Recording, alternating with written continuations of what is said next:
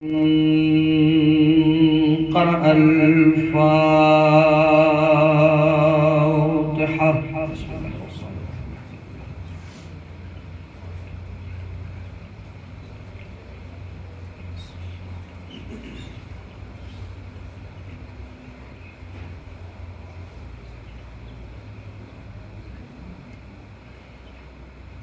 لا حول ولا قوة إلا بالله العلي العظيم. حسبنا الله ونعم الوكيل، نعم المولى ونعم النصير. أعوذ بالله من الشيطان اللعين الرجيم. بسم الله الرحمن الرحيم. حمدا لك يا ذا الجود والإحسان والفضل والطول والامتنان، وصلاة وسلاما على من لا ينطق عن الهوى،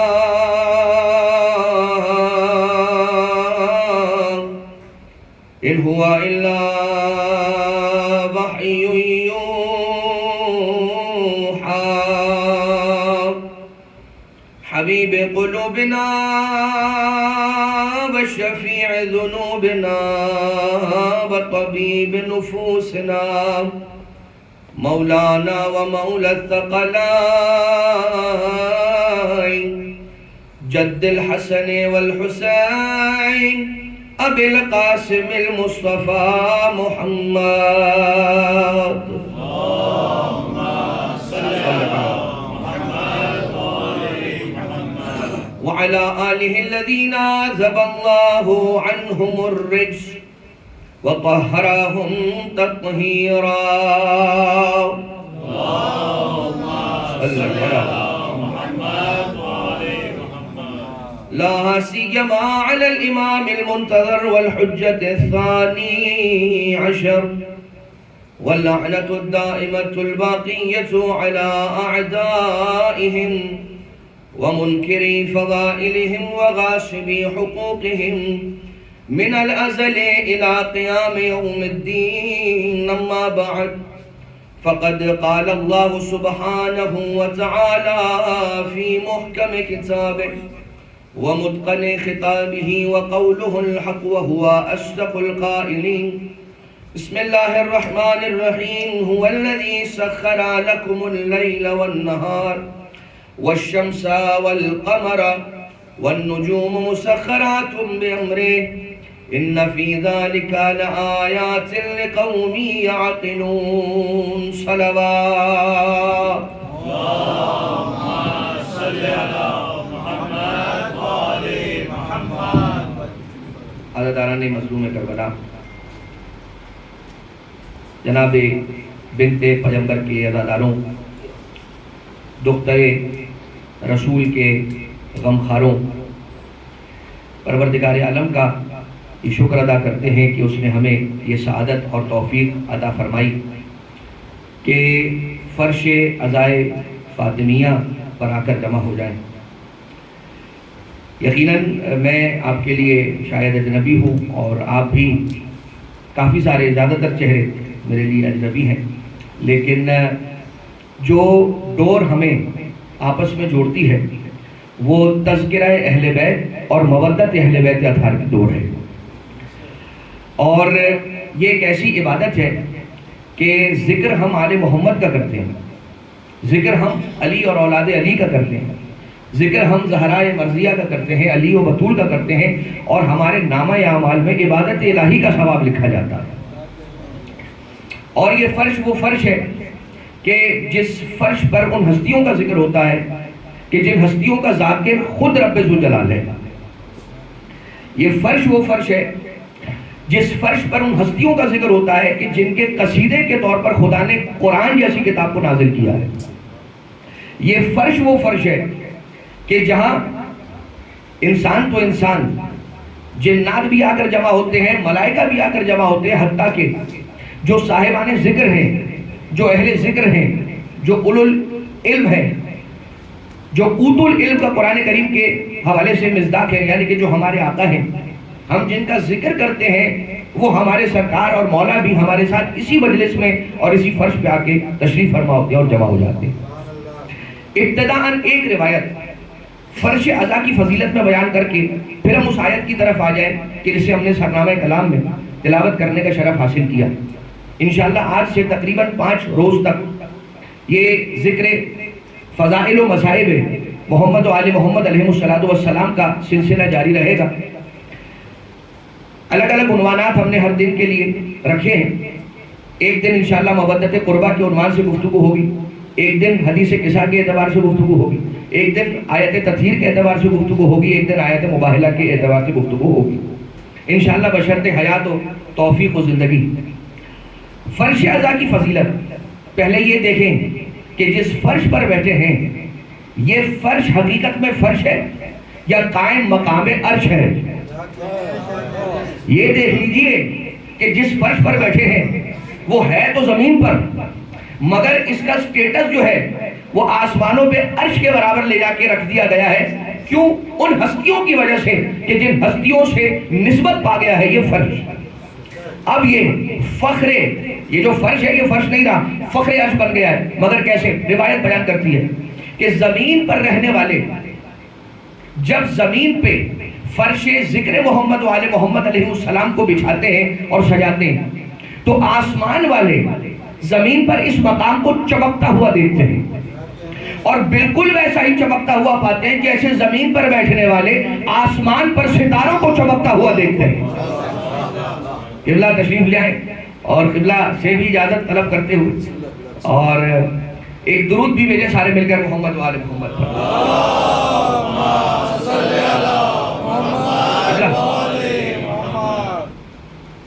تو آسمان پر جو فرشتے ہیں اس زمین پر موجود اس فرش کو ویسا ہی چمکتا ہوا دیکھتے ہیں جیسے، بولے میرے ساتھ، جیسے زمین والے آسمان پر ٹمٹماتے ہوئے ستاروں کو دیکھتے ہیں۔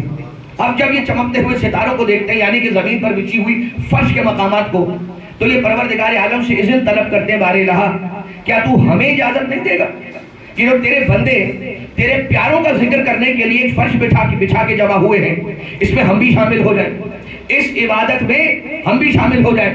اجازت ملتی ہے، یہ زمین پر آتے ہیں اور جہاں عزادار بیٹھے ہوتے ہیں ان کے چہروں سے اپنے پروں کو مس کرتے ہیں اور دوبارہ آسمانوں کی طرف عروج کر جاتے ہیں، دوبارہ آسمانوں کی طرف عروج کر جاتے ہیں۔ جب یہ جاتے ہیں، اب جب یہ پلٹے اور انہوں نے جنت میں نہیں جنت الفردوس میں انٹری لی، اس لیے کہ جنتیں بہت ساری ہیں، جنت کی کیٹیگریز ہیں، جنت کے درجات ہیں، جنت کے مرحلے ہیں۔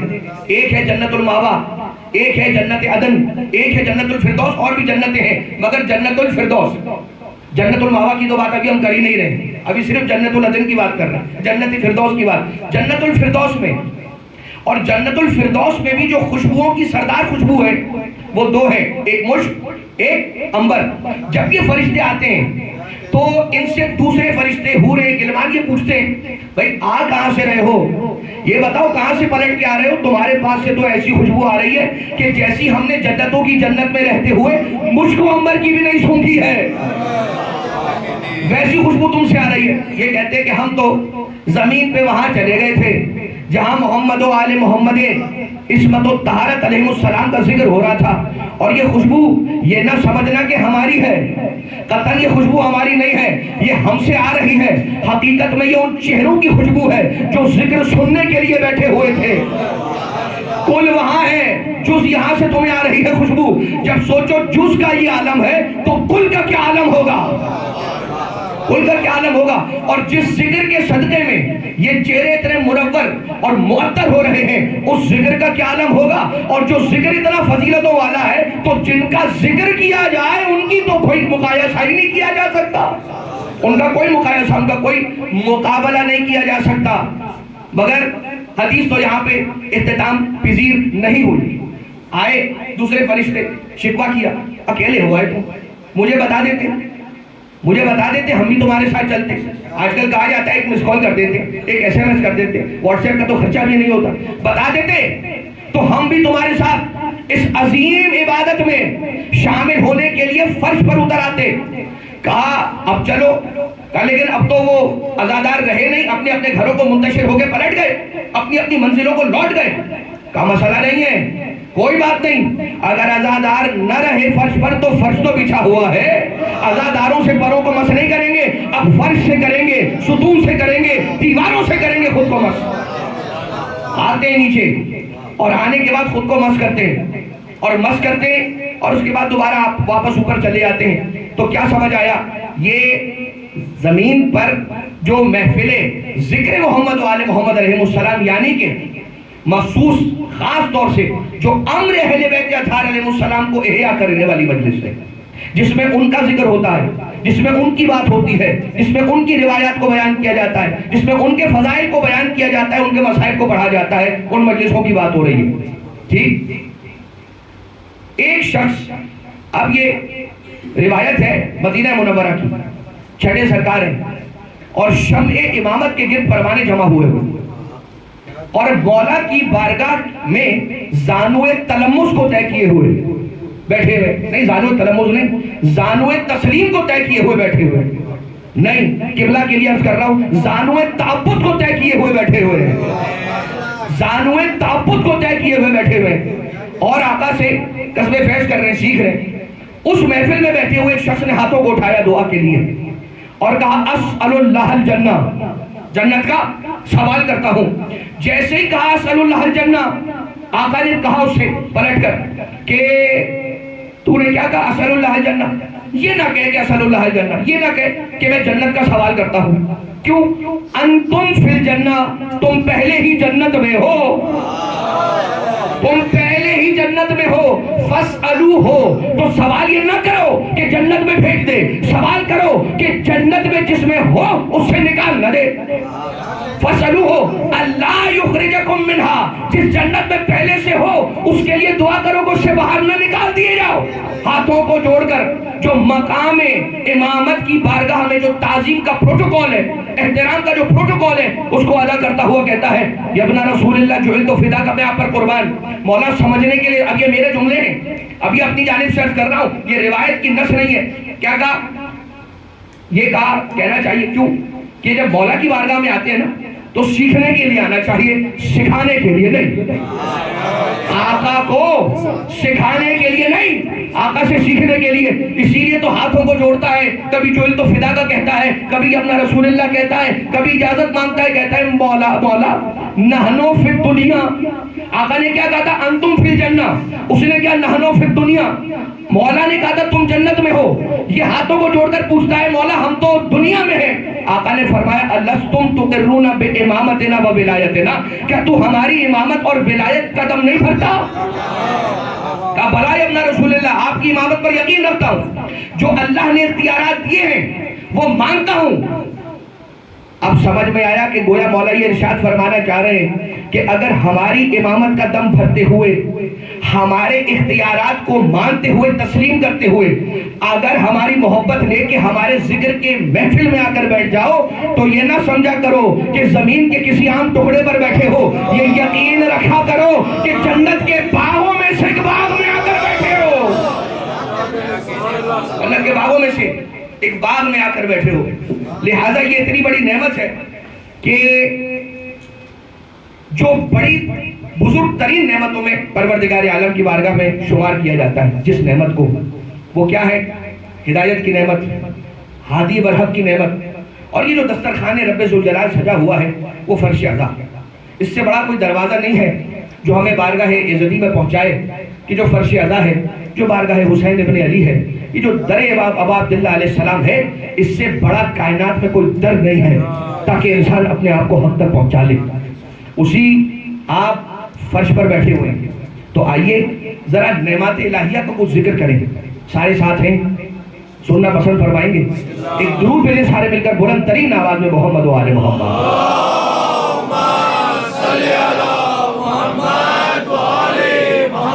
اب ذرا دیکھیں, پروردگار نے اپنے بندوں کو ہدایت کی نعمت سے سرفراز فرمایا, ماں باپ دی, پیدا نہیں ہوا تھا انسان، وجود عطا کیا، کچھ نہیں تھا اور ہوا، اور ہونے کے بعد اسے سب کچھ عطا کیا اللہ نے، اور اس کے لیے مسخر کر دی پروردگار نے بہت ساری چیزیں. سورج کی روشنی اس کے لیے مسخر کر دی. اب سورج کی روشنی کے ذریعے سے بہت سارے کام لیتا ہے انسان. پانی کی نعمت عطا کی، اور پانی کی نعمت عطا کرنے کے بعد وہ نعمت اللہ نے بندے کے لیے مسخر کر دی. مسخر کر دی یعنی اس کے اختیار میں دے دی، اس کے کنٹرول میں دے دی. اب وہ پانی پی کے اپنی پیاس بھی بجھاتا ہے، طہارت بھی حاصل کرتا ہے، اور اس پانی کے ذریعے سے نئی نئی دوسری چیزیں بھی ایجاد کرتا ہے اور ڈسکور کرتا ہے، جیسے کہ بجلی بناتا ہے اور بہت ساری چیزیں ٹھنڈک کے کام میں استعمال کرتا ہے. اب آپ اس کے اندر دیکھتے چلی آئیے بہت ساری مثالیں ہیں. روشنی، سورج، ہوا، پانی، زمین، آسمان، چاند، ستارے، یہ سب پروردگار عالم نے خلق کیا.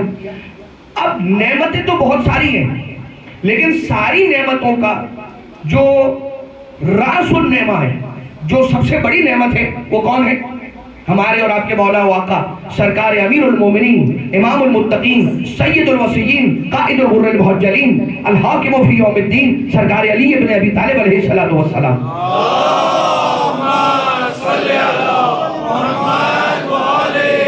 مولا اور مولا کی ولایت یہ سب سے بڑی نعمت ہے.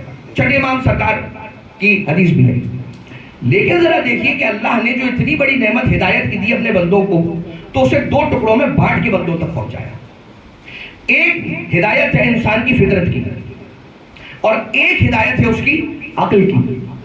تو کیا فرق ہے بھائی؟ جب انسان دنیا میں آتا ہے تو جو کچھ لے کر آتا ہے وہاں سے وہ سب فطرت ہے. انسان ہی نہیں بلکہ حیوان کی بھی ہدایت ہوئی ہے اس کی فطرت کی. آپ نے دیکھا جب مچھلی کا بچہ پانی سے باہر آتا ہے، یعنی پانی ہی کے اندر پیدا ہوتا ہے، تو کیا کبھی کسی نے یہ دیکھا کہ مچھلی پیدا ہوئی تو اس کو اسٹریچر پہ ڈال کے باہر لایا گیا ہو اور اسے کسی ٹریننگ کیمپ کے اندر یا سوئمنگ ٹریننگ سینٹر بھیجا گیا ہو کہ بھائی مچھلی تم پیدا ہوئی، ابھی تو تمہیں آتی نہیں سوئمنگ کرنا، تو ابھی تم پہلے یہ سوئمنگ سیکھو اور اس کے بعد پھر تمہیں پانی میں ڈالیں گے. کہیں ایسا نہ ہو کہ ابھی تو تمہیں سوئمنگ آتی نہیں اور پانی میں اگر رہنے دے تو تم ڈوب کے مر جاؤ گی. ایسا نہیں ہوتا. کیوں نہیں ہوتا؟ کیونکہ اس کی فطرت کی پہلے سے ہدایت ہے. رب ذوالجلال نے مچھلی کی فطرت کی اس انداز سے ہدایت کر کے اسے دنیا میں بھیجا ہے. اسے سکھانا نہیں پڑتا، وہ سیکھ کے آتی ہے کہ تیرا کیسے جاتا ہے. ایک یہ اس کی فطرت کی ہدایت. انسان کی فطرت کی ہدایت ماں بچے کی ولادت سے پہلے کوئی کریش کورس، کوئی ڈپلوما، کوئی ورکشاپ کچھ نہیں کروائی جاتی کہ تمہیں بچے سے ممتا کا اظہار کرنا ہے. بچہ پیدا ہو جائے گا تو اس کو دیکھو ایسے پیار کرنا ہے، جب وہ روئے تو دیکھو موبائل پہ نہ لگی رہنا، آگے فوراً اسے اٹھا لے. کچھ نہیں بتایا جاتا ماں کو، بالکل نہیں سکھایا جاتا. جیسے بچہ رویا نہیں وہاں، اور ماں نے سب کچھ چھوڑ کے اپنے بچے کو اپنی گود میں اٹھا لینا ہے. مگر یہ تو فطرت کی ہدایت اس طرح سے ہے. فطرت کی انسان کی ہدایت اور طرح سے بھی ہے. وہ کیا ہے؟ جب بچہ پیدا ہو تو دنیا میں آ کے اپنی حیات کا اعلان ہنس کے نہیں کرتا ہے، رو کے کرتا ہے. جب بچہ پیدا ہو جاتا ہے تو ڈاکٹرز ویٹ کرتے ہیں، اسے الائیو ڈکلیئر نہیں کرتے. کب تک؟ جب تک رو نہ دے. جیسے رویا ڈاکٹرز نے کہا زندہ ہے، یہاں رویا وہاں ڈاکٹرز نے کہا حیات ہے، لکھ دو اسے کہ زندہ ہے. اب سمجھ آیا کہ رونا رب ذوالجلال نے انسان کی فطرت میں رکھا ہے. نہ رونا غیر فطری ہے، رونا فطری ہے. رونا غیر فطری نہیں ہے، نہ رونا غیر فطری ہے. اب سمجھ آیا اگر کوئی ابا عبداللہ علیہ السلام کے غم میں روئے تو اس سے نہ پوچھنا کہ کیوں روتا ہے. جو نہیں روتا ہو اس کا شانہ ہلا کے جھنجھوڑنا. فطرت سے ہٹ کے کام کیوں کر رہا ہے؟ فطرت سے ہٹ کے کام کیوں کر رہا ہے؟ اچھا ایک تو فطرت سے ہٹ کے کام کر رہا ہے، اس کے بعد ہمیں امر بالمنکر کر رہا ہے اور نہیں انل معروف کر رہا ہے کہ آہستہ رویا کرو، اور کبھی کہہ رہا ہے کہ یہ کب تک رو گے. اب تو مسئلہ یہ ہو گیا، پہلے باہر سے آوازیں آتی تھی، اب اندر ہی سے آ رہی ہیں. ایک ڈھونڈو ہزار ملتے ہیں، اب دسیوں تو ملتے ہی آج کل کے زمانے میں، اور جس پیکج میں چاہیے اس پیکج میں ملتے ہیں، جس لباس میں چاہیے اس لباس میں ملتے ہیں. اور اہل بیت اطہار علیہ السلام کے در کا نمک حلال کرنا یہ بہت ضروری ہے، اور یہ آج کل کے زمانے میں کم ہوتا ہوا نظر آ رہا ہے. تو جو اہل بیت کا کھائے گا وہ تو گائے گا جب جناب اہل بیت کا. وہ ڈرے گا نہیں، اس لیے کہ مسئلہ یہ ہے کہ وہ تو کھا ہی اہل بیت کا رہا ہے، لیکن جو اہل بیت کی غیر کا کھا رہا ہے اسے اپنا نمک بھی تو حلال کرنا ہے۔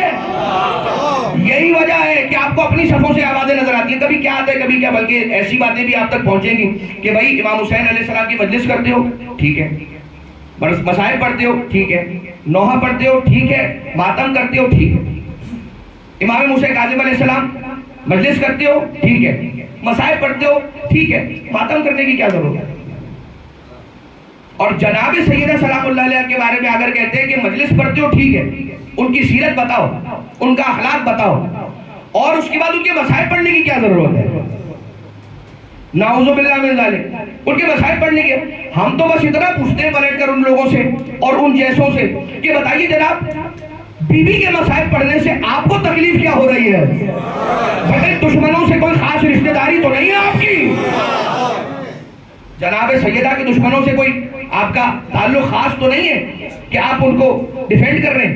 اچھا آپ اس طرف اگر چلے گئے تو بات کہاں نکل جائے گی، ہم تو بات ہدایت کی کر رہے ہیں۔ ہدایت دو طریقوں سے، فطرت کی اور دوسرا عقل کی۔ جو عقل کی ہدایت ہے اس کے لیے پروردگار عالم نے کیا انتظام کیا؟ بھیجا ایک قرآن اور دوسری اطرت اہل بیت۔ لہذا پروردگار عالم ہدایت کرتا ہے اپنے بندوں کی دوہرے طریقے سے، ایک طریقہ فطرت کی ہدایت کے ذریعے سے، دوسرا طریقہ عقل کی ہدایت کے ذریعے سے، ٹھیک ہے؟ عقل کی ہدایت کے اندر پھر دوہری ہدایت ہے، ایک ہے کتاب اللہ و اطرتی، بھائی ساتھ رہیے گا، میں کبھی کبھار ادھر ادھر بہک جاؤں گا لیکن پھر میں آ جاؤں گا واپس، آپ فکر نہ کریں، ساتھ ہیں سارے۔ دوسری ہدایت کتاب کی، مطلب عقل کی، اور عقل کے اندر کتاب اور اہل بیت کے اثار علیہ السلام۔ اب اس میں ثقل اکبر اور ثقل اصغر کی بحث ہے، لیکن یہ ہمارے یہاں کی بحثیں نہیں ہیں، یہ کہیں اور کی ہیں جو امپورٹ ہو گئی ہیں۔ لہذا اس طرح کی باتوں کو نظر انداز کیا کریں۔ یہ تو بہت بڑی نعمت ہے کہ قبلہ حجت الاسلام والمسلمین جناب علی مولانا محمد مصطفیٰ بانانی صاحب یہاں پر آپ لوگوں کے درمیان موجود رہتے ہیں، اور جناب سیدہ ان پر اپنا خاص کرم رکھیں، اور بہت بڑی نعمت ہے، بس میں زیادہ نہیں کہوں گا، اتنا کہ بہت بڑی نعمت ہے، ان کی قدر کیجیے گا۔ پروردگار عالم نے ہدایت کی فطرت اور عقل، بولے نا، فطرت اور عقل۔ اب آ جائے دوسری، ایک ہے ہدایت کی نعمت اور دوسری ہے نعمت کی نعمت۔ کون سی نعمت؟ اللہ نے آنکھیں دی، یہ بھی دوہرے انداز سے دی، دو آنکھیں دی، لب دیے تو جوڑے میں دی، دو، اوپر کا ہونٹ اور نیچے کا ہونٹ، یہ دوہری نعمت۔ کان دیے تو دو دیے، دانت کے ڈینچرز دو، اوپر والا نیچے والا، ہاتھ دو، پاؤں دو۔ تو انسان کو اللہ نے اس کی اپنے بدن کے اندر، اس کے اپنے جسم کے اندر ایک اشارہ اس کی ہدایت کے لیے رکھا کہ دیکھو تم دو آنکھوں کے وسیلے سے دیکھتے ہو، دو دانتوں کے وسیلے سے چباتے ہو، ناک کی دو نوسٹرلز کے ذریعے سے سونگتے ہو، کان کے دو سوراخوں سے سنتے ہو، دو ہاتھوں کی مدد سے ان کے وسیلے سے اٹھاتے ہو رکھتے ہو، دو پاؤں کے وسیلے سے چلتے ہو، پھرتے اٹھتے بیٹھتے ہو، آتے جاتے ہو، ساری زندگی دوہرا وسیلہ اختیار کرتے رہنے والوں، اب قیامت میں قرآن کافیہ کا نعرہ لگا کے صرف قرآن نہ اتنا کہنے میں تو میرے پاس ساتھ لے کر آنے ورنہ تمہاری نجات نہیں ہوگی۔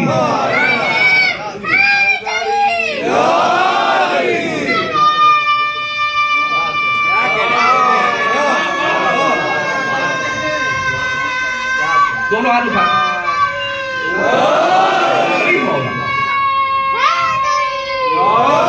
یا علی مولا، دوہری ہدایت، فطرت کی، عقل کی، دوہری نعمتیں ساری کے سارے پورے بدن کے اندر۔ اب آپ اگر دماغ کا کہیں گے ایک ہے، اس کے بھی دو ٹکڑے، جا کر ایکس رے کروائیں، سٹی اسکین، MRI کروائیں۔ زبان کے بھی دو ٹکڑے ہیں سائنٹیفکلی، ایک رائٹ سائڈ ہے، ایک لیفٹ سائڈ ہے، اس کے اوپر پوری بات کی ہوئی ہے سائنس نے۔ یہ اور بات ہے کہ ہمارے لیے حجت سائنس کا کہا ہوا نہیں، قال الباقر اور قال صادق علیہ السلام کہا ہوا، وہ ہمارے لیے حجت ہے۔ اب یہ تو ہو گئی نعمت کی، یہ بھی دوہری ہو گئی۔ اب آ جائیے اس کی رحمت بھی دوہری ہے، رحمت بھی دوہری ہے۔ بسم اللہ الرحمن، بسم اللہ الرحمن الرحیم۔ اب پروردگار عالم نے اپنی رحمت کے بھی دو ٹکڑے کر رکھے جناب، کوئی اگر یہ ترجمہ کرے کہ اللہ کے نام سے جو بڑا مہربان اور نہایت رحم والا ہے، تو رحمان کا ترجمہ لوگ کرتے ہیں مہربان، اور رحیم کا ترجمہ لوگ کرتے ہیں بہت رحم کرنے والا. تو رحیم کا بہت رحم کرنے والا کہا جا سکتا ہے کہ ایک ترجمہ یہ بھی ہے، لیکن رحمان کا مہربان یہ ترجمہ نہیں ہے. اس لیے کہ آپ جا کر جب لغت عربیہ کو اٹھا کر دیکھ لیں گے تو آپ کو صاف پتہ چل جائے گا کہ مہربانی کے لیے لفظ کون سا استعمال ہوتا ہے؟ رأفت، رؤوف. بسم اللہ الرؤوف الرحیم نہیں ہے، بسم اللہ الرحمن الرحیم ہے. تو بھائی قرآن کی آیتوں کی گتھیاں اس وقت تک نہیں سلجھیں گی جب تک وارث قرآن کے در پہ نہیں آ کے جھکو گے. جھکنا ہی پڑے گا. آئے وارث قرآن سے پوچھا، مولا سرکار امام ششم علیہ السلام عرض فرماتے ہیں، مولا فرماتے ہیں کہ پروردگار عالم کی رحمت کے دو ٹکڑے، ایک ہے اس کی رحمانیت، ایک ہے رحیمیت. رحمان وہ کہ جو اپنے ہر بندے کو عطا کرے. بھائی موسیٰ کو بھی عطا کرے، فرعون کو بھی عطا کرے، ابراہیم کو بھی دے وہی خدا، اور وہی رحمان نمرود کو بھی دے، بھائی عیسیٰ علیہ السلام کو بھی دے، اور جو دوسرے ان کے مخالفین ہیں ان کو بھی دے، گوسالہ پرستوں کو بھی دے، اور حضرت موسیٰ علیہ السلام کو بھی دے.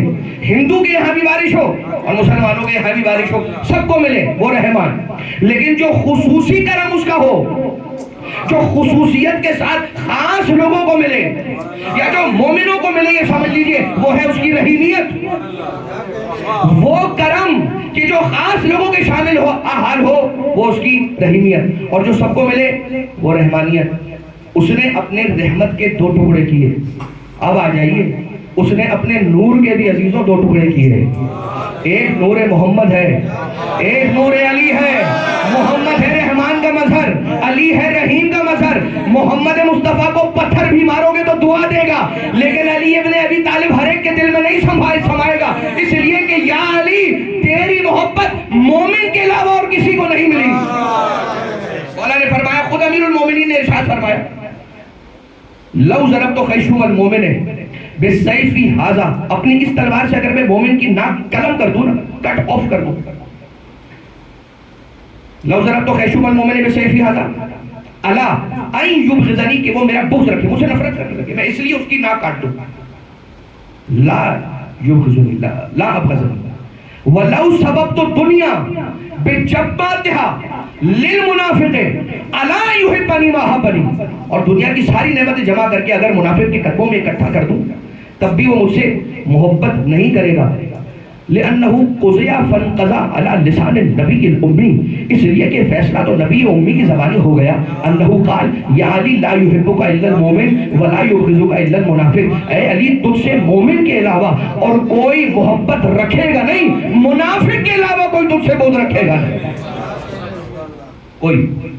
اب آ جائیے، یہ سب سن لیا آپ نے، دوہری ہدایت، نعمت کے دو ٹکڑے، رحمت کے دو ٹکڑے، اس کے نور کے دو ٹکڑے، اور انہی دو ٹکڑوں سے مزید ٹکڑے ہوئے ہیں ائمہ اطہار علیہ السلام کے انوار کے، جو آپ کو الکافی کے اندر حدیث مل جائے گی. لیکن عزیزان محترم، ایام فاطمیہ پہ بیٹھے ہوئے ہیں اور اس امر کی اہمیت کا اندازہ کر لیجئے، اس لیے کہ رب ذوالجلال نے انسانوں کی ایمان کی ترقی کے لیے بھی دو ٹکڑے کیے ہیں، اس کے دو وسیلے رکھے ہیں، اور ان دو وسیلوں کا نام ہے دو پر. انسان کو ایمانی پرواز کرنے کے لیے پروردگار عالم نے دو پر عطا کیے ہیں. ایک پر کا نام ہے تولا، ایک پر کا نام ہے تبرہ. صرف تولا سے کام نہیں چلے گا، دشمن اہل بیت کی محبت دل میں رکھنا پڑے گی. نعرہ تو لگا دیجیے سارے مل کر، نعرہ یہ دوہری نعمت ہے اس کی کہ سارے ساتھ ہیں. پروردگار عالم نے اپنے بندوں کو بہت ساری نعمتوں کے درمیان گھیر کے رکھا ہے. اب آ جائیے ہم بات کو ایک مرحلہ اور آگے لے کے چلیں. وہی قرآن کریم کی آیت کی جس کو ہم نے سرنامہ سخن میں آپ کی خدمت میں تلاوت کرنے کا شرف حاصل کیا. پروردگار عالم سورہ نحل کی اس آیت کے اندر غالباً 17 نمبر کی آیت ہے، جس میں پروردگار عالم ارشاد فرما رہا ہے، بسم اللہ الرحمن الرحیم، هو الذی سخر لکم اللیل والنہار والشمس والقمر. وہی وہ ہے، وہی وہ ہے. هو الذی کہا ہے، هو اللہ الذی نہیں کہا ہے، ٹھیک ہے. هو الذی کہا ہے، سخر لکم اللیل والنہار والشمس والقمر والنجوم. هو اللہ الذی نہیں کہا ہے. کیوں هو اللہ الذی نہیں کہا ہے؟ صرف ہوا کہا ہے، اس لیے کہ ہوا کسی چیز کی طرف یہ ضمیر پلٹ رہی ہے. کس کی طرف؟ اس چیز، اس فطرت کے اندر ودیت کیے ہوئے توحید کے اس احساس کی طرف پلٹ رہی ہے جو رب ذوالجلال نے پہلے ہی انسان کے اندر رکھا ہوا ہے. اسی لیے یہ نہیں کہا جاتا کہ وہ ہے. بحث عقائد کی یہاں سے شروع ہوتی ہے کہ وہ ایک ہے. آپ نے دیکھا اصول دین کے اندر پہلا کیا ہے؟ توحید. بھائی توحید ایک ہے، وہ ایک ہے. توحید کے معنی کیا ہوا؟ وہ ایک ہے. آپ نے کسی کو یہ نہیں کہا کہ قبلہ آپ یہ کیوں کہہ رہے ہیں کہ وہ ایک ہے؟ پہلے یہ تو ڈیسائیڈ کریں کہ وہ ہے. پہلے یہ تو بتائیں کہ وہ ایگزسٹ کرتا ہے یا ایگزسٹ نہیں کرتا، پھر بتائیے گا کہ وہ ایک ہے. تو قل هو اللہ احد کی آیت بھی اس بات پر دلالت کرتی ہے کہ ہوا وہ پہلے سے تمہاری فطرت میں ہے. اس لیے تم یہ پوچھتے ہی نہیں ہو کہ وہ ہے یا نہیں. تم نے، پروردگار عالم نے تمہاری جو فطرت کی ہدایت کی اس میں پہلے ہی وجود الہی کا کانسیپٹ رکھا ہوا ہے. هو الذی سخر لکم اللیل. ابھی ہم یہی عرض کر رہے تھے نا کہ اس نے ہمارے لیے مسخر کیا ہے نعمتوں کو. تو کیا کیا مسخر کیا؟ لیل نہار. پھر دوہری آ رہی ہیں چیزیں. جب اس نے رات بنائی تو دن بھی بنایا اس کے اپوزٹ میں. جب اس نے زمین بنائی تو اس نے آسمان بھی بنایا. اس نے خشکی بنائی تو اس نے تری بھی بنائی. پروردگار سورہ نحل میں ارشاد فرماتا ہے کہ بسم اللہ الرحمن الرحیم هو الذی سخر لکم اللیل والنہار والشمس والقمر. وہ تمہارے لیے رات بھی مسخر کر رہا ہے، وہ تمہارے لیے دن بھی مسخر کر رہا ہے، وہ تمہارے لیے سورج بھی مسخر کر رہا ہے، وہ تمہارے لیے چاند بھی مسخر کر رہا ہے. والنجوم مسخرات بامرہ. لیکن یہ بات یاد رکھنا، سورج وہ تمہارے لیے مسخر نہیں کر رہا، مسخرات بامرہ ہی اپنے امر کے کنٹرول میں رکھ رہا ہے. ستارے والنجوم مسخرات بامرہ ہی. پروردگار تو سورج اپنے بندوں کے کنٹرول میں دے رہا ہے، چاند اپنے بندوں کے کنٹرول میں دے رہا ہے، دن اپنے بندوں کے کنٹرول میں دے رہا ہے، رات اپنے بندوں کے کنٹرول میں دے رہا ہے. نجوم ستاروں کو بھی بندوں کے کنٹرول میں دے دے، کیا تیرا چلا جائے گا؟ تیری قدرت میں تو کوئی کمی نہیں ہوگی. کہا کمی تو نہیں ہوگی مگر ستاروں کو تو میں اپنے کنٹرول میں رکھوں گا تاکہ کل اگر کوئی خاص ستارہ کسی خاص در کی چوکھٹ میں نازل ہو جائے تو لوگ یہ نہ سمجھیں کہ اپنی مرضی سے آیا ہے. یقین رکھیں کہ اللہ کے حکم سے اترا ہے. یقین تاکہ وہ یہ نہ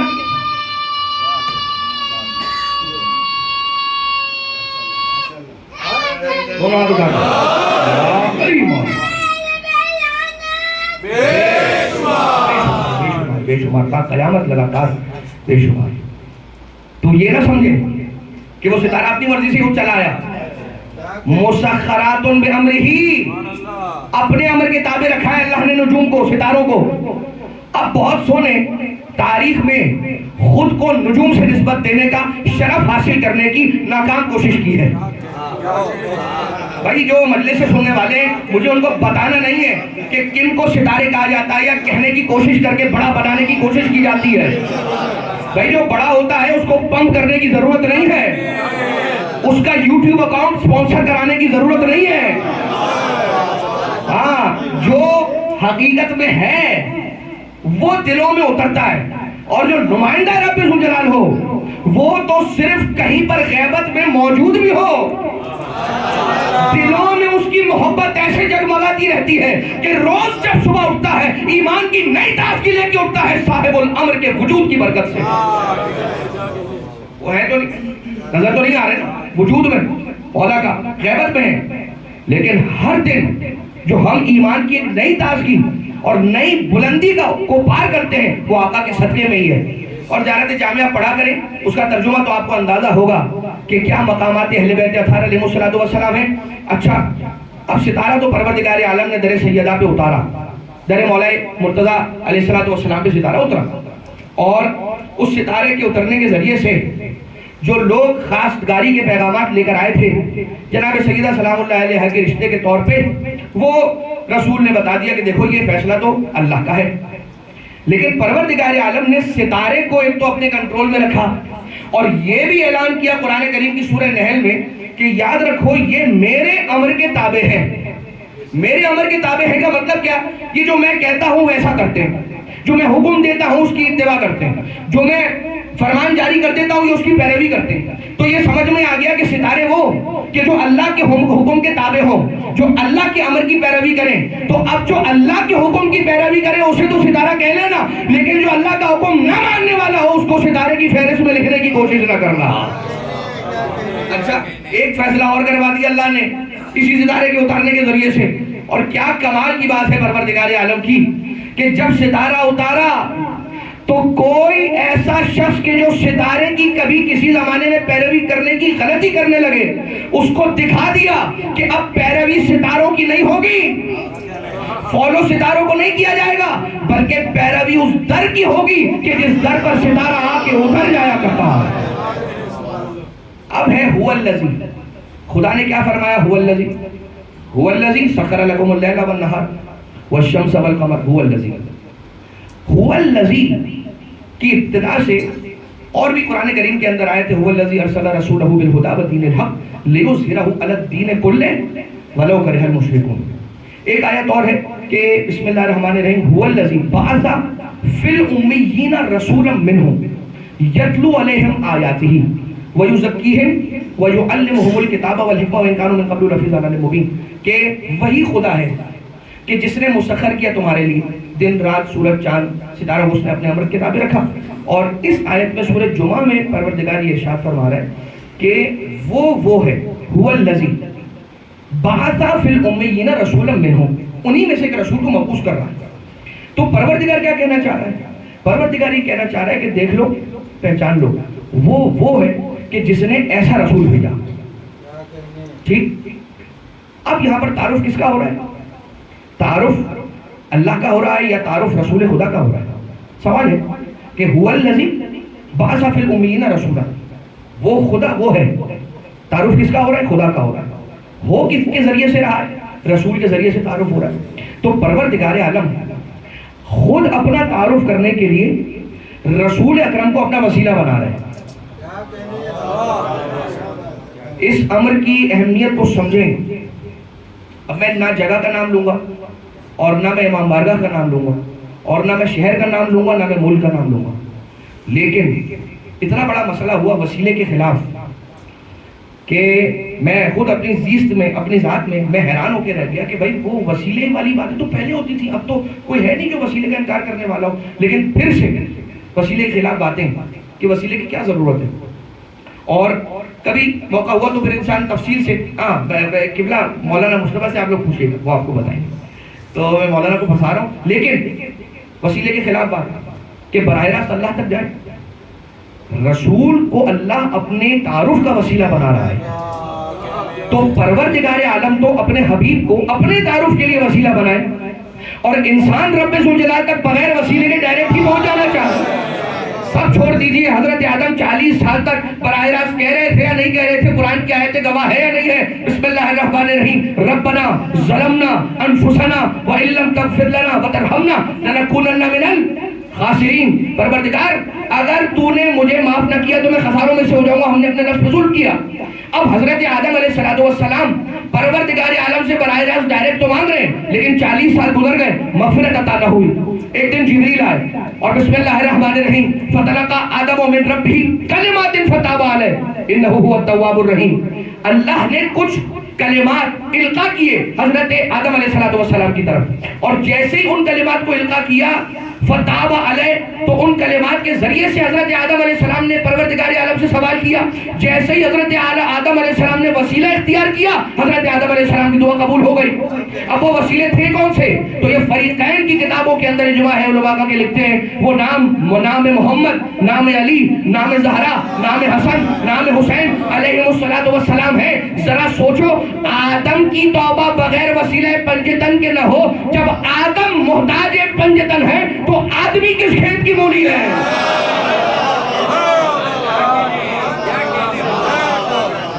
جب آدم تو پھر آدمی کا کیا ہے؟ لہذا کبھی اپنے آپ کو اور اپنے ایمان کو متزلزل ہونے نہ دیں, ہلنے نہ دیں. اچھا, پروردگار عالم اپنے حبیب کے ذریعے سے اپنا تعارف کروا رہا ہے, لیکن رتبے میں پروردگار عالم تو بڑا ہے اور حبیب ان کا ایک بندہ ہے. اور ہماری کیا حیثیت, ہمارا تو وہاں پہ اس وادی میں تو ہمارا نام کہاں لیا جائے, کوئی تقابل, بہت دور دور کی بات ہے. لیکن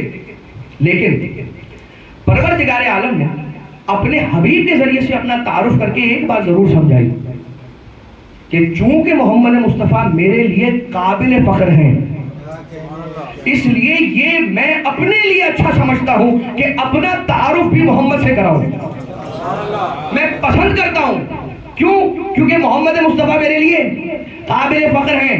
اگر محمد مصطفیٰ رب ذوالجلال کے لیے قابل فخر نہ ہوتے تو اللہ اپنا تعارف محمد کے ذریعے سے نہ کرواتا, اور محمد کے لیے فاطمہ اگر قابل فخر نہ ہوتی تو کبھی محمد کا تعارف فاطمہ کے ذریعے سے نہ ہوتا. نہ کہا جاتا ہم فاطمہ تو ابوہا و بالہا و بنوہا.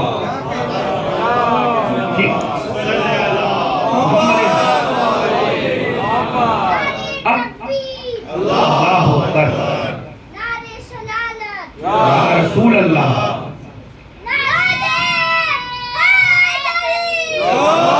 یا علی مولا, یا علی مولا.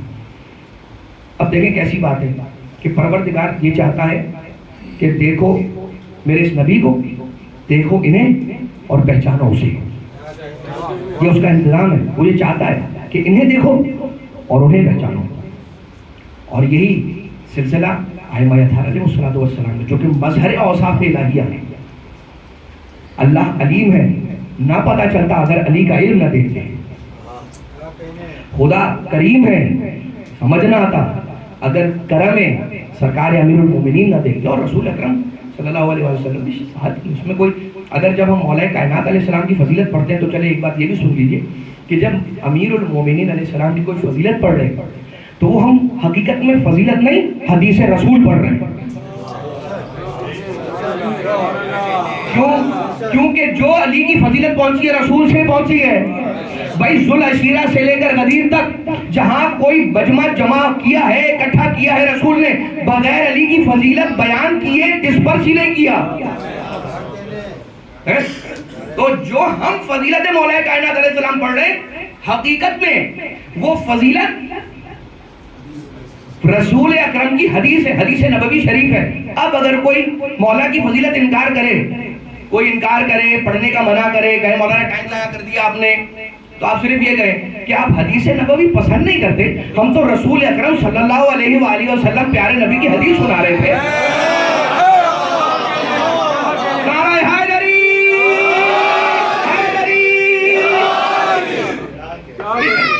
دلیل ہے.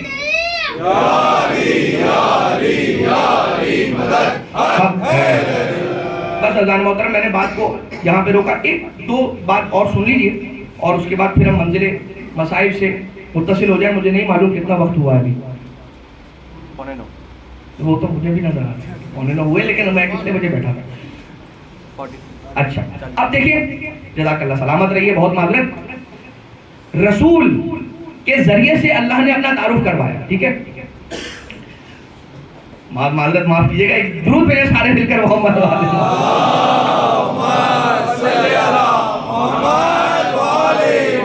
دیکھیں, اللہ پہچانا گیا رسول سے, ٹھیک ہے نا.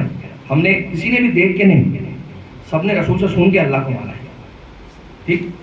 اللہ پہچانا گیا رسول سے, قرآن جیسی کتاب پہچانی گئی رسول سے, شریعت ملی اور پہنچی ہم تک پہچانی گئی رسول سے, آدم علیہ السلام پہچانے گئے رسول سے, نوح علیہ السلام پہچانے گئے رسول سے, عیسیٰ, موسیٰ, الیاس, خضر علیہ السلام جتنے سب پہچانے گئے رسول سے. اب رسول نے بتایا ہمیں, یہ سب رسول نے بتایا, اللہ رسول نے بتایا, ہم نے مانا. نبی رسول نے بتایا, حضرت آدم علیہ السلام جتنے انبیاء ہیں, حضرت آدم سے حضرت عیسیٰ علیہ السلام تک رسول نے بتایا, ہم نے مانا. قرآن جیسی کتاب رسول نے بتائی, ہم نے مانی. جنت ہے رسول نے بتائی, ہم نے مان لیا. جہنم ہے رسول نے بتائی, ہم نے مان لیا. کوثر ہے رسول نے بتایا, ہم نے مان لیا. سلسبیل ہے رسول نے بتایا, ہم نے مان لیا. جہنم ہے بتایا. بھائی شیطان غائب ہے, رسول نے بتایا, مانا یا نہیں مانا؟ مانا, سب بتایا. رسول نے جو جو بتایا, اللہم صلی علی محمد و آل محمد, رسول نے سب بتایا.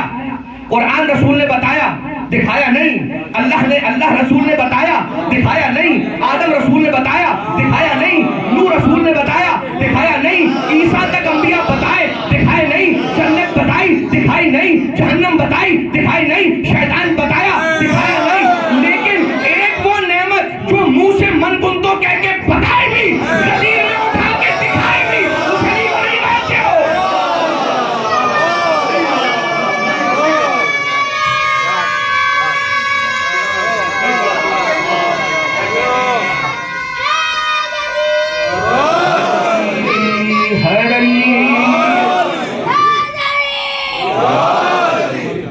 جیتے رہیے.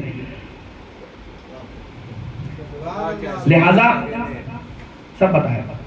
تو اللہ پہچانا گیا محمد سے, قرآن جیسی کتاب پہچانی گئی محمد سے, شریعت پہچانی گئی محمد سے, آدم سے لے کے عیسیٰ تک سارے انبیاء پہچانے گئے محمد سے. بھائی اصحاب پہچانے گئے محمد سے, ازواج پہچانی گئی محمد سے, اور محمد پہچانے گئے فاطمہ زہرا سلام اللہ علیہا سے.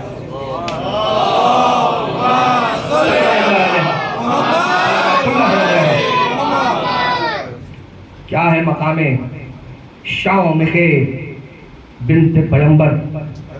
خود اپنا مقام ہے بی بی کا, خود اپنی ایک منزلت ہے بی بی کی. دختر پیغمبر بعد میں ہیں, منصبدار الہی پہلے ہیں حضرت زہرا. اچھا, لہذا جتنے بھی آپ کو اب اپنے نعمتوں کا ذکر کیا, دوہری نعمت, تو آخر میں ایک نکتہ اور اس کے بعد پھر مسائل کی طرف جائیں. کہنے والوں نے کہا, جن میں شاہ ولی اللہ محدث دہلوی صاحب وہ بھی شامل ہے, سر الشہادتین نامی اپنی کتاب میں انہوں نے بات لکھی کہ اللہ نے اپنے حبیب کو ہر نعمت سے نوازا, ساری نعمتیں عطا کی, بس ایک نعمت جو کہ نعمت شہادت ہے وہ اللہ نے رسول کو نہیں دی. اور یہ کہنے کے بعد پتہ نہیں کیا خیال آیا. اچھا, اول یہ کہ کہا کیوں, یہ بھی ایک سوالیہ نشان ہے کہ جن باتوں کی ٹریسز ہسٹری میں مل جاتی ہیں ایزیلی, جو باتیں کتابوں سے آپ کو مل جائیں گی, فریقین کی کتابوں کے اندر ملتا ہے کہ رسول منصب شہادت پر فائز ہوئے, لیکن نہ کہنے کی کوئی وجہ رہی ہوگی, عالم خود جانتے ہیں. لیکن یہ کہنے کے بعد کہ شہید نہیں ہوئے, اب شہید نہیں ہوئے کہہ کے کس تاریخی واقعے پہ پردہ ڈالنا چاہ رہے تھے نہیں معلوم, لیکن یہ کہنے کے بعد کوئی احساس ہوا تو انہوں نے کہا نہیں شہادت تو نہیں بھی ملی اور ملی بھی. اچھا, تو نہیں ملی تو نہیں ملی, ملی کیسے؟ کہا شہادت کی دو ہی قسمیں ہیں, دوہری شہادت, دو قسم کی شہادت, ایک شہادت تلوار کی اور ایک شہادت زہر کی. تو رسول اللہ تک اللہ نے شہادت پہنچا دی ہے. ویسے کیسے پہنچائی؟ دو نواسوں کے ذریعے سے, ایک امام حسن علیہ السلام کے ذریعے سے جو کہ زہر کی شہادت تھی, اور جو ایک تلوار کی شہادت ہے وہ امام حسین علیہ السلام کے ذریعے سے رسول تک پہنچا دی. اور اب امام حسن کی شہادت امام حسن کی شہادت نہیں, رسول کی شہادت ہے, اور امام حسین کی شہادت امام حسین کی شہادت نہیں, رسول کی شہادت ہے. اول تو یہ بات مانے نہ مانے, لیکن اگر امپاسبل کو بھی تصور کرنا ہو تو وہ پاسبل ہوتا ہے. بھائی محال کا تصور محال نہیں ہوتا, امپاسبل کو امیجن کرنا امپاسبل نہیں ہوتا.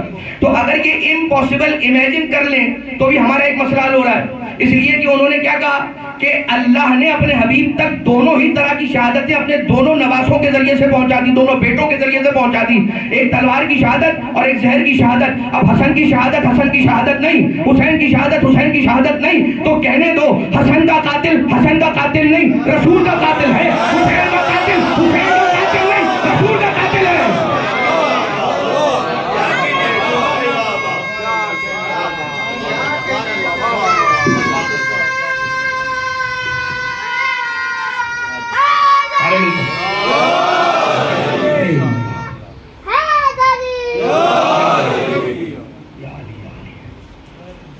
بچے تو بڑا سہارا ہے میرے لیے, اور پوری ہماری کمیونٹی کے لیے یہ جو مولا کائنات علیہ السلام کا نام ہم نعرے کی صورت میں لیتے ہیں, یہ مطمئن رہے گا کہ رائے گا نہیں جائے گا. یہ اہل بیت کی محبت نہ کر رہے ہیں نا بچے.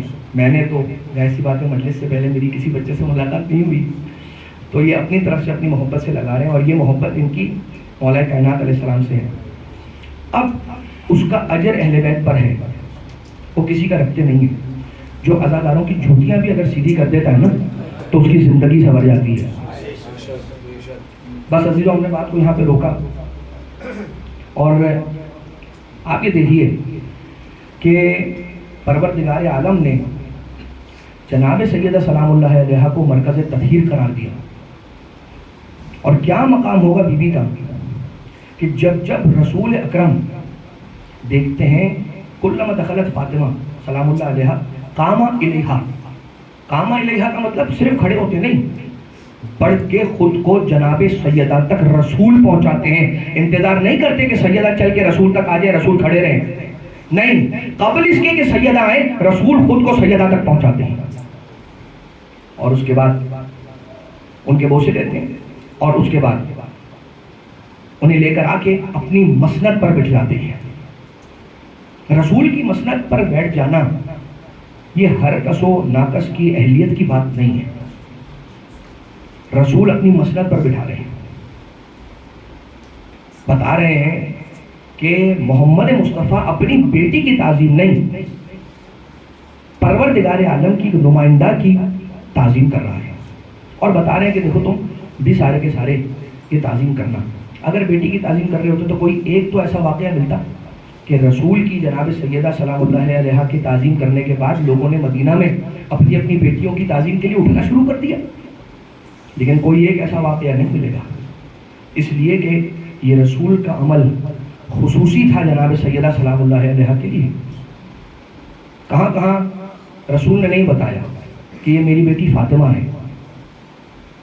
کہاں کہاں جناب رسالت مآب صلی اللہ علیہ وآلہ وسلم نے نہیں فرمایا کہ فاطمہ تو بسۃ منی، فاطمہ میرا ٹکڑا ہے. اور کہیں پر رسول کی یہ حدیث ملتی ہے کہ ان فاطمہ بابھا بابی، کہ یاد رکھو، جان لو کہ فاطمہ سلام اللہ علیہ وہ ہیں کہ جن کا دروازہ میرا دروازہ ہے. من ہتک حرمتہ ہتک حجاب اللہ، جس کسی نے اس دروازے کی حرمت کو پامال کیا اس نے اللہ کے حجابوں کو پارا پارا کر دیا، تار تار کر دیا. مجھے کچھ مسائل آپ کی خدمت میں عرض کرنا ہے. رسول کی رحلت سے قریب، رسول کے دنیا سے پردہ فرما جانے کے قریب کے واقعات، کہ رسول کی خدمت میں رسول کی ایک سواری اونٹنی ناکا جس کا نام عذبہ ملتا ہے تاریخ میں، وہ اونٹنی رسول کے پاس وقت آخر رسول آئی اور رسول سے پوچھا یا رسول اللہ آپ جا رہے ہیں تو مجھے کس کے سہارے چھوڑ کر جا رہے ہیں؟ رسول نے فرمایا کہ میں تمہیں اپنی بیٹی زہرا کے حوالے کر کے جا رہا ہوں. کون؟ جس پر رسول سواری کرتے ہیں، جو رسول کا ناکا ہے، جو رسول کی اونٹنی ہے. رسول شہید ہوئے اس دنیا سے، رسول نے پردہ فرمایا. 3 دن گزرے، 3 دن کے بعد در جناب سیدہ سلام اللہ علیہ پر یہ اونٹنی آئی، اور آنے کے بعد جناب سیدہ سلام اللہ علیہ سے کلام فرمایا. کلام کرتی ہے اور کہتی ہے کہ یا بنت رسول میں کیا کروں، اب میرا دل جینے کا نہیں ہوتا. سنیے گا، میں اب جینا نہیں چاہتی، اس لیے کہ میں کچھ کھاتی ہوں تو نہ کھانے میں لطف محسوس کرتی ہوں، کچھ پیتی ہوں تو نہ پانی پینے میں مجھے لطف آ رہا ہے. زندگی میں جینے میں اب کوئی مزہ رہا نہیں ہے رسول کے بعد. میں چاہتی ہوں کہ اس دنیا سے رخصت ہو جاؤں. جناب سیدہ سلام اللہ علیہ نے اس پر اپنا ہاتھ پھیرا، اسے تسلی دی اور وہ ناکا وہاں سے پلٹ کر واپس چلا گیا. یہ تو رسول کی سواری کا عالم ہے کہ جس کے ساتھ رسول دن و رات کرتے ہیں، اور جو خود رسول کا ٹکڑا تھو، جو رسول کا ٹکڑا ہے، رسول کی نبوت کا، عصمت کا، رسالت کا، علم کا ٹکڑا ہے جناب سیدہ، کہ جب جب رسول گھر آتے ہیں تو اپنے بابا کو اس طرح سے رسول کو جناب سیدہ ایسے ٹریٹ کرتی ہیں کہ کہتے جاتی ہیں یا ابدا آپ فکر نہ کریں، مدینہ والوں کی باتوں کا آپ فکر نہ کیا کریں، کوئی غم نہ کریں. اپنے بابا کی دل جوئی کیا کرتی ہے جناب سیدہ. اب ذرا سا سوچئے کہ بی بی نے 75 یا 95 دن رسول کے گزر جانے کے بعد کیسے گزارے ہوں گے. رسول گزرے. اچھا، رسول کی حیات طیبہ میں بھی جب جناب خدیجہ طاہرہ کی وفات ہوئی ہے اور ان کی شہادت ہوئی ہے تو جناب خدیجہ کے بعد کانت تلوسو برسول اللہ، جناب سیدہ جو ہے نا رسول اللہ کے ابا کا دامن کبھی پکڑتی ہیں، کبھی رسول کے گرد چکر کاٹتی ہیں، کبھی رسول کے قدموں میں آ کر بیٹھ جاتی ہیں. کانت تلوث برسول اللہ، جناب سیدہ سلام اللہ علیہ بار بار اچھا سوال نہیں کیا ہے، بس ایک سوال کیا. اتنی دیر اپنے بابا کے گرد چکر کاٹنے کے بعد جناب سیدہ نے اپنی اماں کے، اپنی مادر گرامی کے اس دنیا سے رخصت ہونے کے بعد جو پہلا سوال کیا ہے وہ یہ سوال کیا، این امی یا ابتا، میری مادر گرامی کہاں ہے یا رسول اللہ، میری مادر گرامی کہاں ہے. ایک مرتبہ جیسے ہی یہ سوال کیا ہے جناب سیدہ سلام اللہ علیہ یہ سوال کر کے رونے لگی. جیسے ہی بی بی سیدہ کی آنکھوں میں آنسو آئے ہیں، پروردگار عالم نے جبریل کو زمین پر بھیجا اور جا کر کہا یا اے جبریل، جا کر میرے حبیب سے کہو کہ فاطمہ زہرا کے گریے کو روکیں، یہاں عرش پر کوہرام بپا ہو گیا ہے، خبردار زہرا کی آنکھوں میں آنسو نہ آئے. اور بتائیے میری کنیز فاطمہ کو کہ ان کی مادر گرامی یہاں پر جنت کے بڑے بڑے قصور میں اور محلوں میں موجود ہیں، اب وہ میرے پاس ہیں، اپنے رب سے آ ملی ہیں. پروردگار عالم کے حکم سے جناب حبیب نے اپنی بیٹی سیدہ کو یہ بتایا ہے. جیسے ہی جناب سیدہ کو یہ جملہ بتایا جناب سیدہ کو ڈھارس ہوئی ہے، بی بی سیدہ کا گریہ رک گیا ہے. میں بس اتنا ہی کہوں گا، اے پروردگار تجھے بی بی کا رونا تو پسند نہ آیا، تو بی بی کا رونا برداشت نہ کر سکا، یہ کیسے برداشت ہوا ہوگا تیری رحمت کو، تیری قدرت کاملہ کو، تیرے جلال و عزت کو کہ سیدہ پہ دروازہ گرا کے پسلیاں توڑ دی جائے. کہ تجھے کیسے برداشت ہو گیا، یہ آسمان کیسے باقی رہ گیا، یہ زمین کیوں نہ پھٹی، اس زمین کو تخریب کے آثار کیوں نہ نمودار ہوئے. ہاں علیلو، جناب سیدہ کے سوال پر رسول نے بتا تو دیا تھا سیدہ کو، مگر کربلا میں بھی 4 سالہ بچی ہے. ارے جب بی بی خدیجہ کی وفات ہوئی ہے نا تو اس وقت جناب سیدہ کی عمر 5 سال تھی، اور کربلا میں حسین کی سکینہ کی عمر 4 سال ہے. سکینہ بھی پوچھ رہی تھی نا، پھوپھی جان بتائیے چچا عباس کہاں ہے، بھیا علی اکبر کہاں ہے. ارے بی بی زینب بتائیں تو کیا بتائیں، بابا کا کٹا سر روکے نیزہ پہ سکینہ نے خود دیکھ کے جانا، وہاں میرا بابا. ارے زخمی کلیجے کا لاشا خیمے میں پڑا دیکھا، جانا یہ میرا بھیا. مگر عزیزو، جیسے ہی رسول کی رحلت ہوئی ہے تو مدینہ کے کچھ بزرگان قوم آئے مولا کائنات علیہ السلام کے پاس، اور آنے کے بعد کہتے ہیں کہ یا امیر المومنین، ہم آپ سے کچھ گفتگو کرنا چاہتے ہیں، اگر اجازت ہو تو ہم وارد خانہ ہو جائیں. مولا کائنات علیہ السلام نے صحن میں بٹھایا، گفتگو کا سلسلہ شروع ہوا. اب جب کوئی رسول کے جانے کے بعد اور کوئی بڑے لوگ اگر آئیں تو کیا ایکسپیکٹ کیا جا، کیا امید رکھی جا سکتی ہے کہ آنے والا یہی کہے گا ہم اپنی خواتین کو آپ کی طرف بھیج دیں یا علی، رسول کی بیٹی کو دلاسا دیں گی، ہم کھانا بنا کر بھیجیں گے، گھر میں کھانا بنانے کی ضرورت نہیں ہے یا علی، ہم اپنے بچوں کو بھیج دیں حسن و حسین کے لیے سہارے کا سامان ہو جائے. مگر آنے والے جانتے ہیں کیا کہتے ہیں، کہتے ہیں جناب سیدہ آپ کی زوجہ یا علی دن میں بھی روتی ہے، رات میں بھی روتی ہے، ان سے کہیے یا دن میں روئیں یا رات میں روئیں، اس لیے کہ ہمارے آرام میں خلل پڑتا ہے، اس لیے کہ ہمارے کاروبار میں خلل پڑتا ہے. میں پوچھوں گا آخر سیدہ جو اپنے گھر میں روتی ہے، اپنے حجرے میں بیٹھ کر روتی ہے، ان کے گریہ سے تمہارے کاروبار میں خلل کیسے پڑتا ہے، تمہارے آرام میں کیسے خلل پڑتا ہے؟ عجب نہیں یہ جواب آئے جب سیدہ روتی ہے، مدینہ کے در و دیوار سیدہ کے ساتھ ساتھ گریہ کرتے ہیں. ارے یہی وجہ ہے مدینہ والے ایک مرتبہ پریشان ہو کر مولا کائنات علیہ السلام کے پاس آئے. عزیزو آنا تھا، مولا کائنات علیہ السلام نے پھر کیا انتظام کیا، سیدہ کے لیے جنت البقیع میں مولا نے ایک حجرے کو تعمیر کیا. بیت الحزن میں جا کر حسنین علیہ السلام کو لے جا کر جناب سیدہ گریہ فرمایا کرتی ہے، رویا کرتی ہے. رسول کی بیٹی رسول کے بعد اپنے بابا کو رو نہ سکی،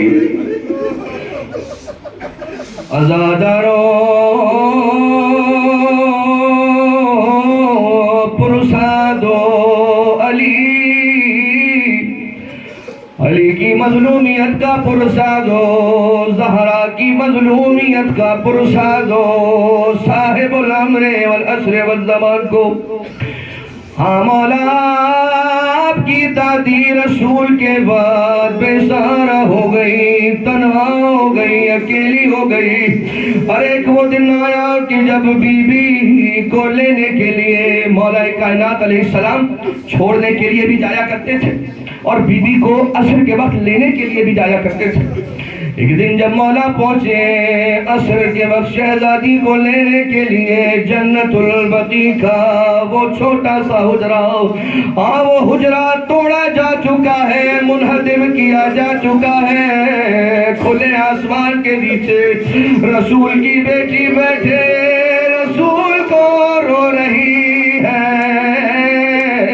حسنین ہے، دھوپ ہے، گرمی ہے، ہاتھوں کو جوڑ کر کہوں گا یا بنت پیغمبر، آج اس حجرے کو توڑا جس میں بیٹھ کے آپ بابا کو روتی ہے، کل اسی جنت البقیع میں آپ کی قبر کو ویران کر دیا جائے گا، بازار کو گھرا دیا جائے گا۔ مگر عزیزو قیامت تو اس وقت ہوئی جب ایک دن علی عصر کے وقت آئے۔ کیا دیکھا؟ بی بی جس درخت کے سائے میں بیٹھا کرتی ہے اس درخت کو بھی مدینہ کے کلمہ گویوں نے کاٹ دیا، سیدہ کا چہرہ جھلس کر رہ گیا سورج کی تبادت کی وجہ سے۔ مدینہ والوں نے جب یہ کہا ہے اے علی اپنی زوجہ سے کہے یا دن میں روئے یا رات میں روئے، قیامت کا وقت ہے، علی کہے تو کیا کہے رسول کی بیٹی سے، بس سر کو جھکایا اور اتنا کہا یا سیدہ، اے رسول کی بیٹی، اے بنت پیغمبر، مدینہ کے بزرگ آئے، انہوں نے کہا ہے کہ اپنی زوجہ سے کہے یا دن میں روئے یا رات میں روئے۔ جانتے ہیں بی بی نے کیا فرمایا؟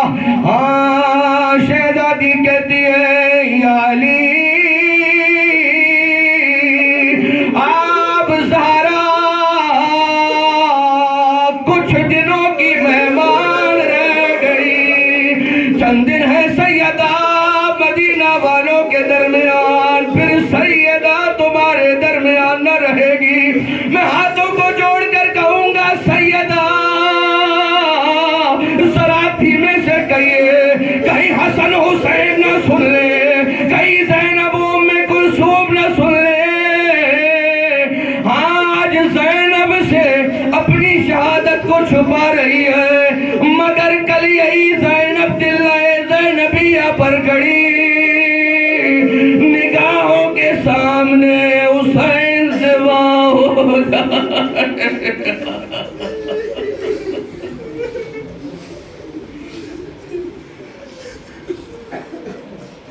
الا ولعنت اللہ علی القوم الظالمین وسيعلم الذين ظلموا آل محمد أي منقلب ينقلبون۔ بار الہ ہماری اس عظیم عبادت کو اپنی بارگاہ سے مقبول و منظور فرما۔ پروردگارہ تجھے واسطہ ہے سیدہ کونین کا، مادر حسنین کا، جتنے بھی فرش عزا پر آئے ہوئے مومنین مومنات ہیں، تمام کی حاجات شرعیہ کو روا فرما، سب کی مشکلات کو دور فرما، اپنے ولی اپنی حجت صاحب الامر کے ظہور میں تعجیل فرما، ہمیں آقا کے اصحاب میں شمار فرما، ماتم زہرا۔